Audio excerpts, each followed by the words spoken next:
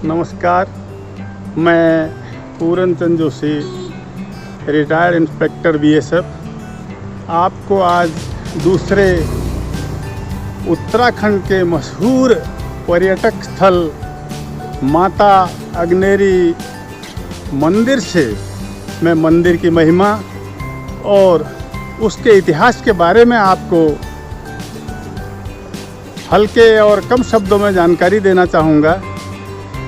मैं इस समय उत्तराखंड के कुमाऊं क्षेत्र में चौखुटिया गेवाड़ घाटी की कुलदेवी माँ अग्नेरी देवी के मंदिर पर खड़ा हूँ और मंदिर पतित पावनी, कष्टहरणी और मोक्षदायिनी रामगंगा नदी के किनारे पर स्थित है।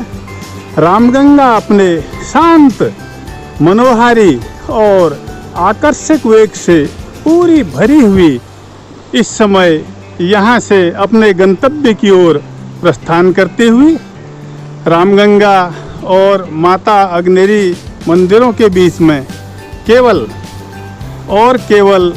एकमात्र रोड जो चौखुटिया से 23 किलोमीटर दूर जोराशी को जोड़ता है, यहाँ पर स्थित है।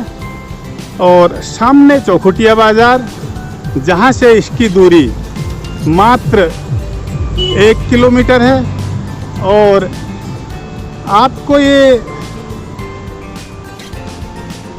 जानकर बड़ा हर्ष होगा कि गेवाड़ घाटी में स्थित यह अग्नेरी देवी का पवित्र मंदिर और धार्मिक स्थान, जो भी किसी भी तीर्थ से कम नहीं है, ये यहाँ चौखुटिया में लंबे समय तक कत्यूरी शासकों ने अपना शासन किया था, जिनकी राजधानी अगर आप सामने पहाड़ी देखें तो उसके ऊपर लखनपुर नामक जगह पर हुआ करती थी।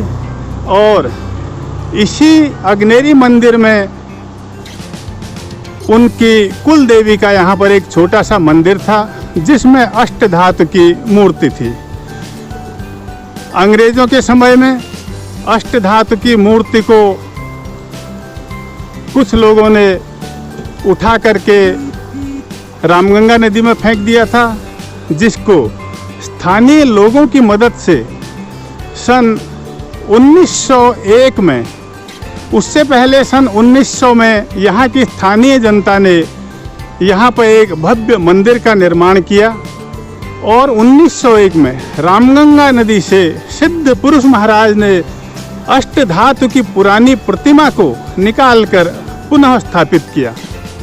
उसके बाद कुछ समय के पश्चात अष्टधातु की मूर्ति, जो कि यहाँ से चोरी हो गई, क्योंकि यहाँ पर भारत की कलाकृतियों को विदेशी बाज़ारों में बड़े महंगे दामों पर बेचा जाता था।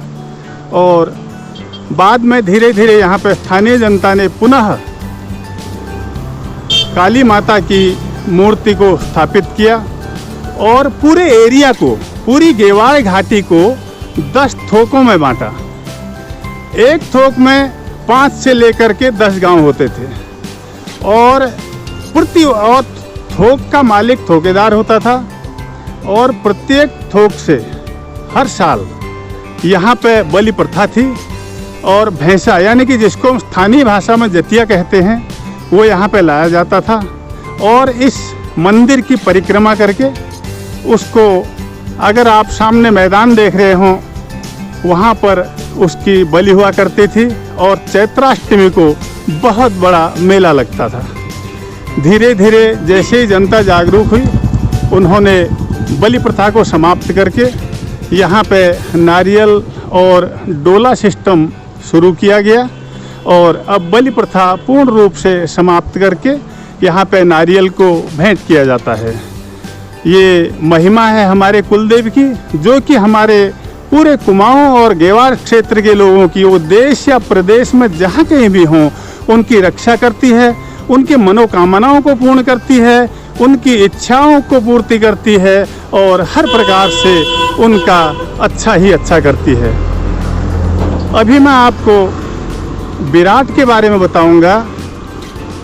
पांडव लोग जब अज्ञातवास के समय राजा विराट के पास रहे थे। तो यह भी एक विराट नगरी है। अगर आप मेरे सामने देख रहे हों, मेरे सामने आपको पीपल के पेड़ के नीचे लाल रंग का मंदिर है। ये जगह राजा विराट की राजधानी हुआ करती थी और यहाँ पर आज भी द्रौपदी के नाम का कुआं है। और जब मैं पैदा हुआ था तो उस समय कहते थे कि इस कुएं का पानी उस समय की लड़ाई और जो खून बहा था आज भी इसमें लालिमा है और रक्त कलर से ये पानी निकलता है, ऐसा कहते थे। लेकिन मैंने ऐसा देखा नहीं कभी।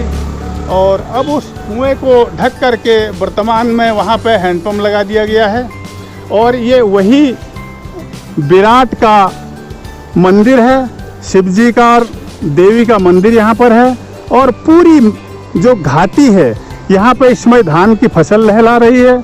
मेरे सामने चांदी खेत का गांव, नीचे चौखुटिया का बाजार और सामने आप टॉप में लाल छत वाला देख रहे होंगे, वो निरीक्षण भवन यानी कि डांग बंगला अंग्रेजों के समय का है, जहाँ से इस घाटी का आप चारों तरफ को नाम के अनुरूप, जैसे कि इसका नाम चौखुटिया है, चौ माने चार और खुटिया माने खुट माने पैर।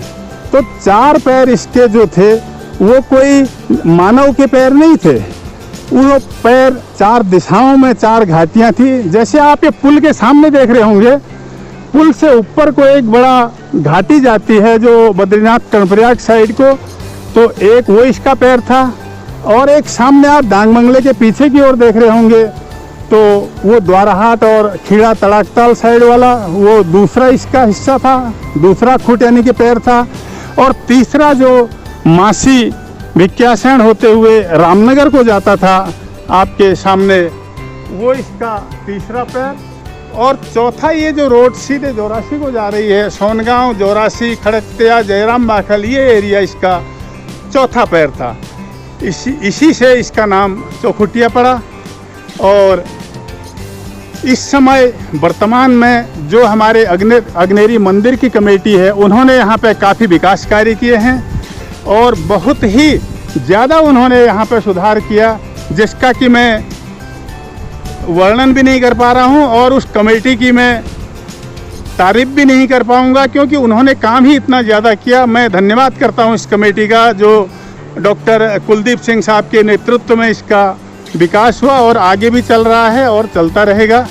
और पतित पावनी गंगा, जिसमें लोग समय समय पर आकर के गेवाड़ घाटी के लोग इसमें स्नान करते हैं, और मोक्षदायिनी गंगा नदी पूरे गेवाड़ घाटी की जहाँ सिंचाई करती है, वहीं जल की भी आपूर्ति करती है।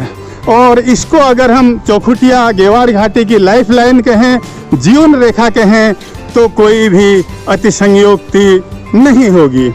इसी प्रकार मैं जहाँ कहीं भी जाऊँगा, आपको हर उस नए स्थान के बारे में जानकारी देने का प्रयत्न करूँगा, कोशिश करूँगा, जहाँ जहाँ मुझे जाने का अवसर मिलेगा।